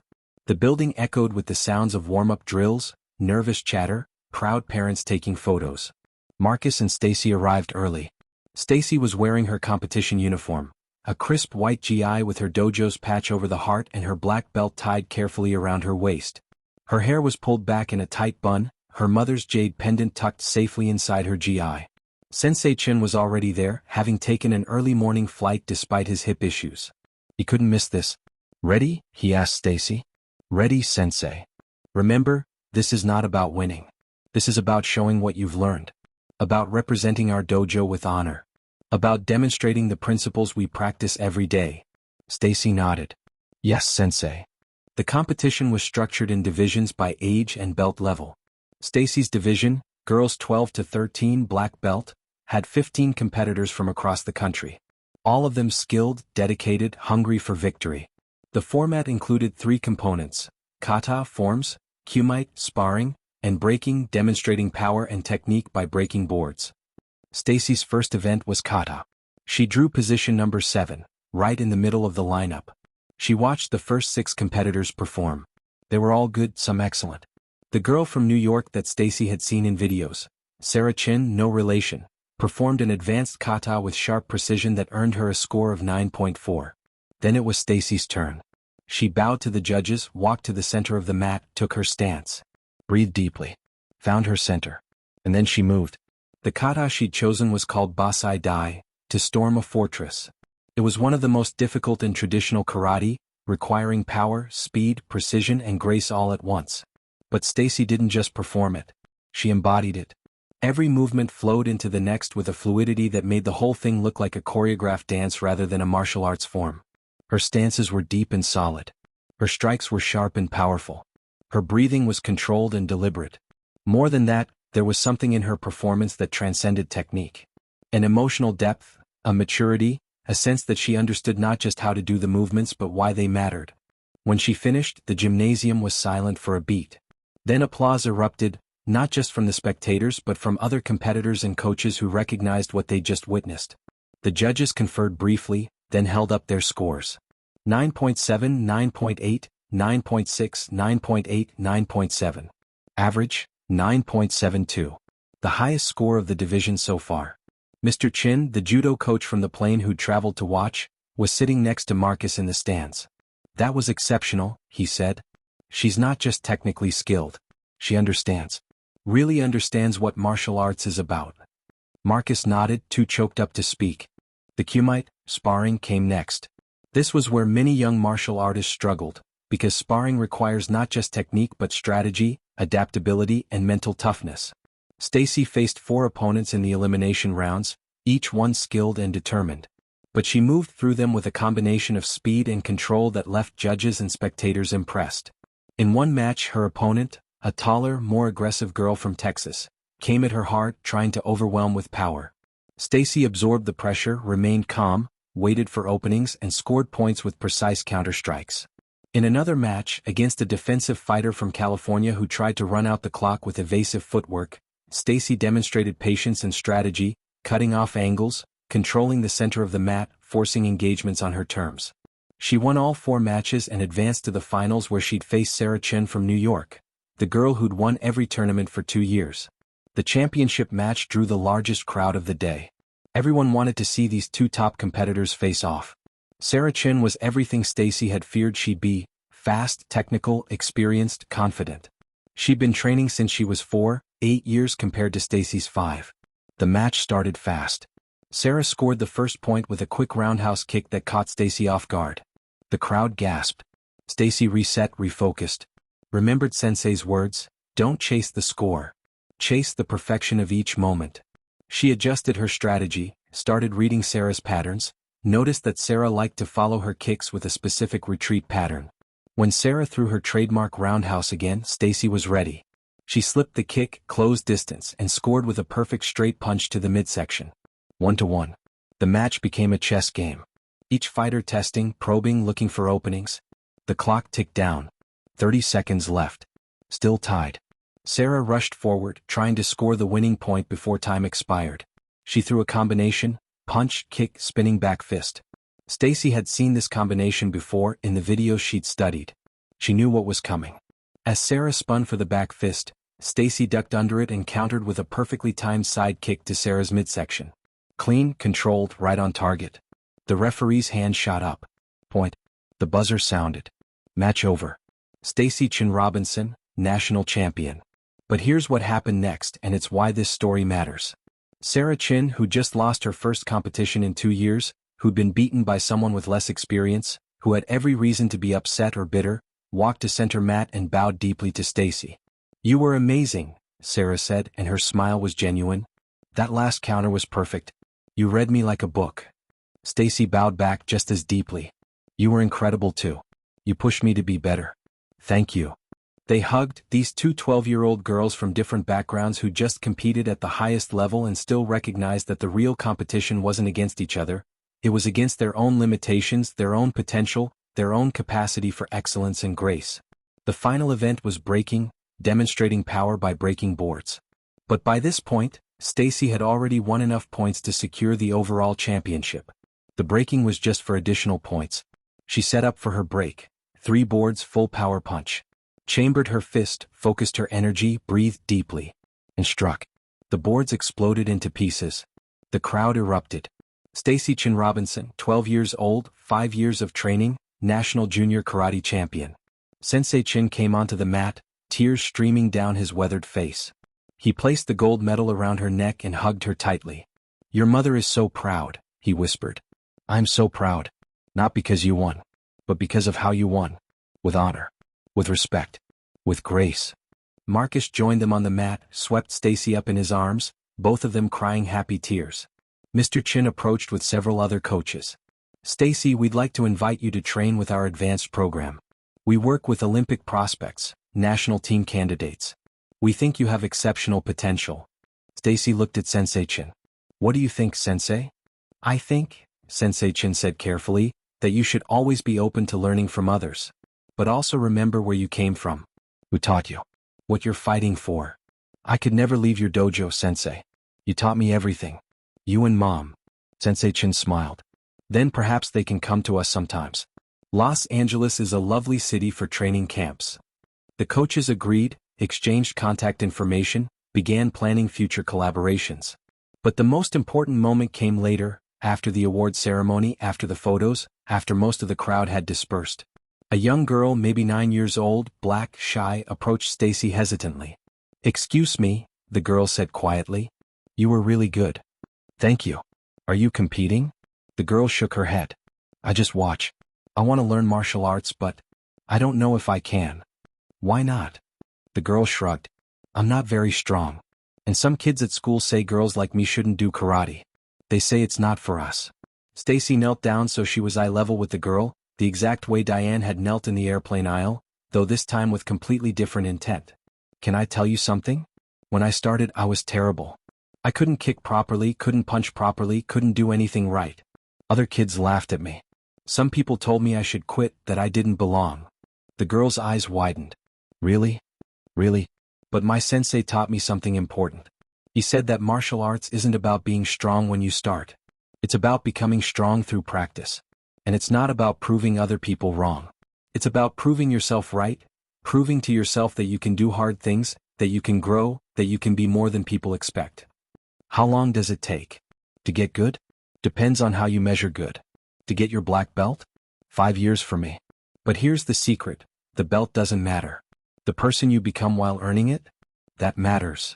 The girl thought about this. "Will you sign my program?" Stacy signed, added a note. "Be undeniable. Stacy Chen-Robinson." As the girl walked away, Marcus put his hand on Stacy's shoulder. "You're going to inspire a lot of young people, baby girl. Kids who need to see someone who looks like them achieving excellence, showing grace, being undeniable." "Like Mom did," Stacy said softly. "Like Mom did," Marcus agreed. "And like you're doing now." 3 days later, back in Los Angeles, Diane Matthews walked through the gates of Forest Lawn Cemetery in Glendale. She carried a bouquet of white roses, Joyce's favorite, and walked until she found the headstone she was looking for. Joyce Williams, 1952 to 2023. She made everyone feel like they belonged. Diane knelt on the grass, placed the flowers carefully, and for a long time said nothing. Just knelt there in silence, letting tears fall that she'd been holding back for 3 years. Finally she spoke. "I'm sorry I didn't come to your funeral, Joyce. I'm sorry I didn't come sooner. I'm sorry for a lot of things." A breeze rustled through the trees, carrying the scent of flowers. "I want to tell you what happened," Diane continued. "I want to tell you about a 12-year-old girl who showed me what you tried to teach me 25 years ago. Who showed me that grace is stronger than hate. That discipline is more powerful than anger. That who we choose to be matters more than what's been done to us." She told Joyce everything. About the flight, the discrimination, the confrontation, the fall, the save, the public apology. About the administrative leave and the investigation that was ongoing.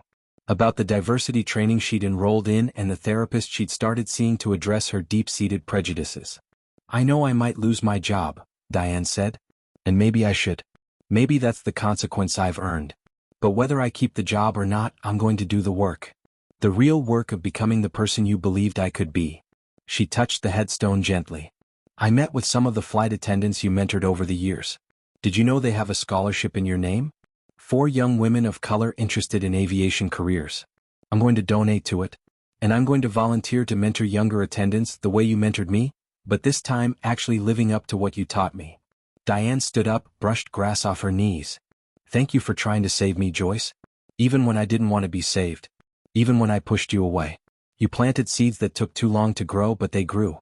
Because of a little girl with braids and a purple hoodie and more wisdom than I've developed in half a century." She started to walk away, then turned back. "I'm going to be better now. I promise. Not perfect, I don't think I'll ever be perfect. But better. Every day a little better. Making choices that honor what you taught me. Making choices that honor what Stacy showed me." She walked back to her car, climbed in, and before starting the engine, checked her email. There was a message from the airline's HR department. She took a deep breath and opened it.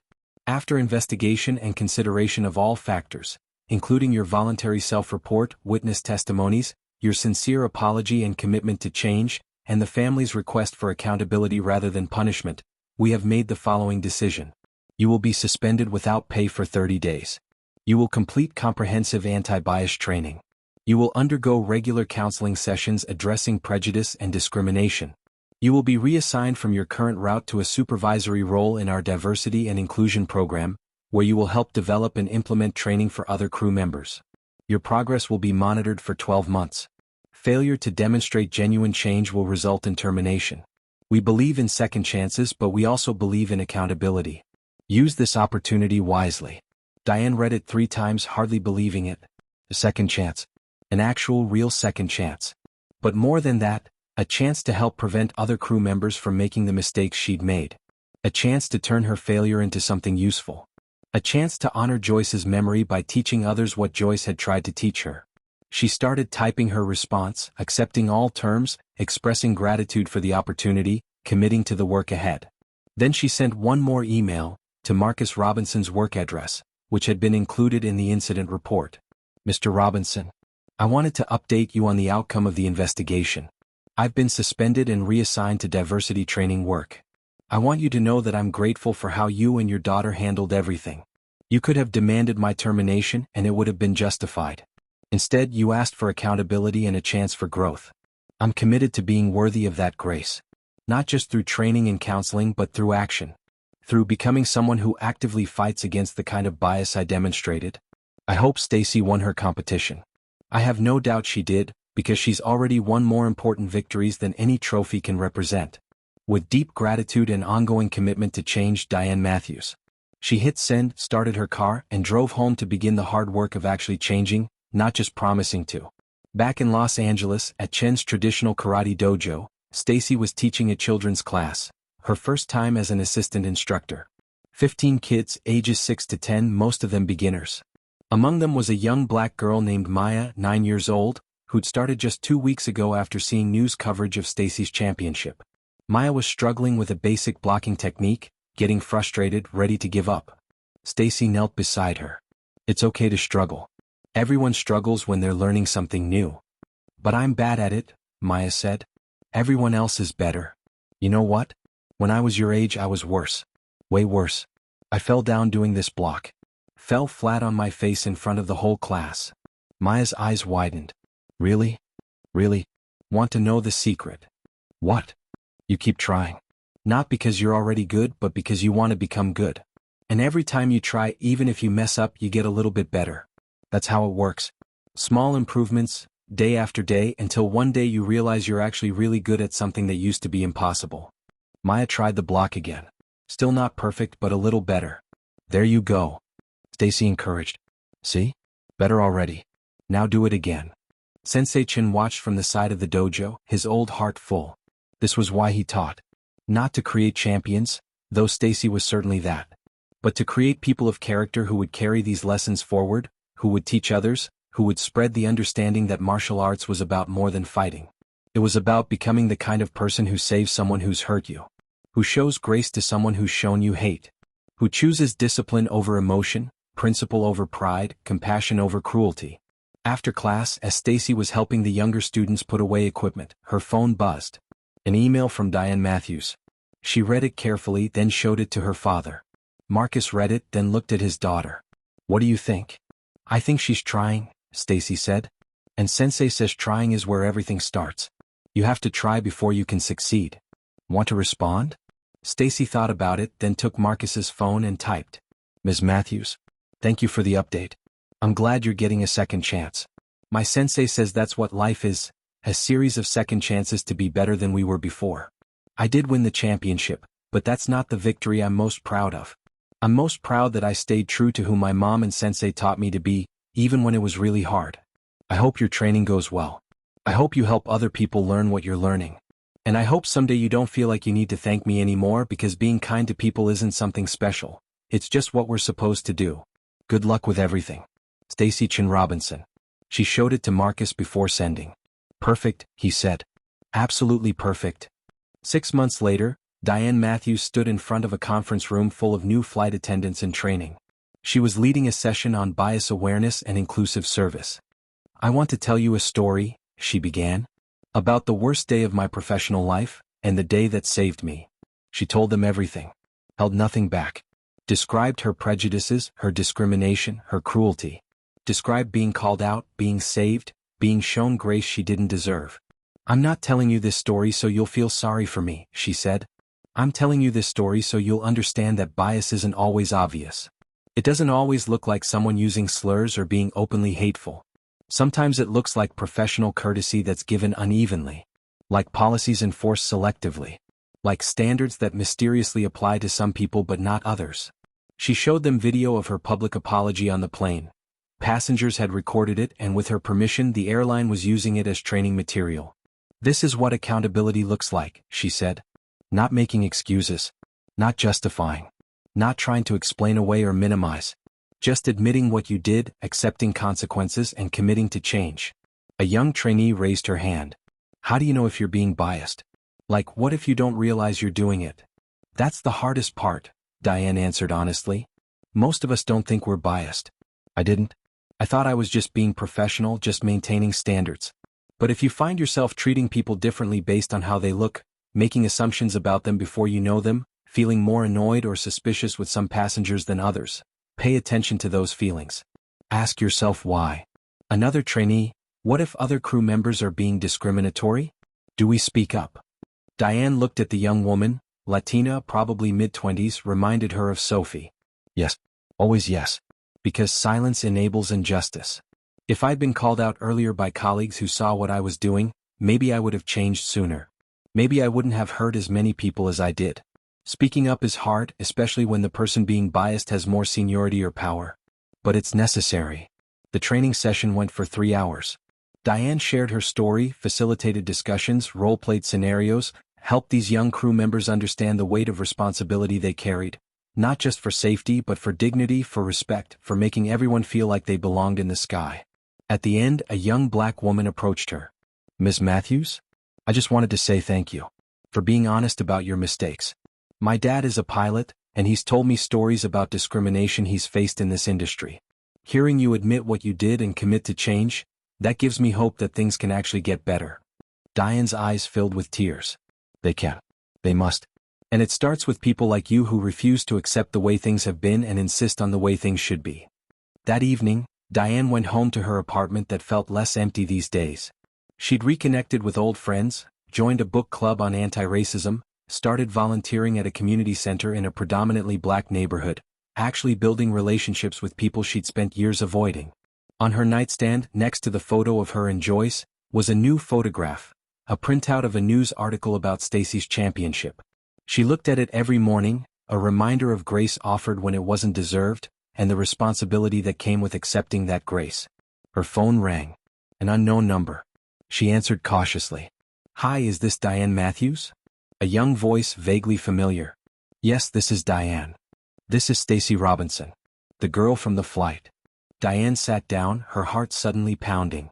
"Stacy, is everything okay?" "Everything's fine. I'm calling because, well, my sensei and I are doing a presentation at my school about martial arts and character building. And I was wondering if you'd want to come speak to my class. About second chances and making things right." Diane was speechless for a moment. "You want me to speak to your class?" "If you want to. I know it might be weird, but I think it would be really powerful. To show kids that adults make mistakes too, and that admitting mistakes and changing is braver than pretending you're perfect." "Stacy, I would be honored. Absolutely honored." They made arrangements. 2 weeks later, Diane walked into Stacy's middle school, nervous in a way she hadn't been in decades. The classroom was full of 7th and 8th graders, diverse group of kids, all curious about why a flight attendant was there. Stacy introduced her. "This is Ms. Matthews. She's going to talk to us about something really hard, and I want everyone to listen with respect." Diane stood in front of these young people and told her story. Again, held nothing back. Talked about bias, about bitterness, about making choices that hurt others and herself. "The thing about prejudice," she told them, "is that it usually isn't about hate. Not at first. It starts with fear or disappointment, or trying to make sense of why life isn't going the way you expected. And it's easy to blame people who are different from you. To decide that they're the reason you're struggling. To convince yourself that you're just being realistic or practical or professional when really you're being biased." The kids listened rapt. "But here's what I learned from Stacy. When someone shows you grace you don't deserve, when someone saves you even though you've hurt them, that's a gift. And what you do with that gift determines who you become next." After the presentation, during Q&A, a kid asked, "Do you still feel prejudice sometimes?" Diane appreciated the honesty of the question. "Yes. Sometimes I catch myself making assumptions based on how someone looks, or I feel more suspicious of some people than others for no good reason. The difference now is that I notice it. I call myself out. I consciously choose to act differently than what my bias is telling me to do. That's the work, not becoming perfect but becoming aware and making better choices. When class ended, several students approached to ask more questions, to share their own experiences with discrimination, to express hope that adults could change. Diane stayed for an hour after the bell rang, talking with these young people, answering honestly, learning from them as much as they learned from her. Before she left, Stacy walked her to the parking lot. "Thank you for coming," Stacy said. "I know that was probably hard." "It was," Diane admitted, "but important. And humbling. Those kids asked really good questions." "They did. And Miss Matthews? I'm really proud of you. For doing the work. For not just apologizing but actually changing."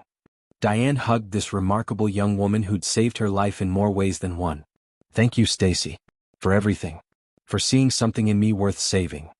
Sensei says everyone is worth saving. We just have to choose to save ourselves." As Diane drove home, she thought about that. About choosing to save yourself. About the daily decision to be better than yesterday. About the long, hard work of actually changing rather than just promising to. It wasn't easy. Some days she failed. Some days she caught herself falling into old patterns of thinking, old assumptions. But she kept trying. Kept learning. Kept choosing.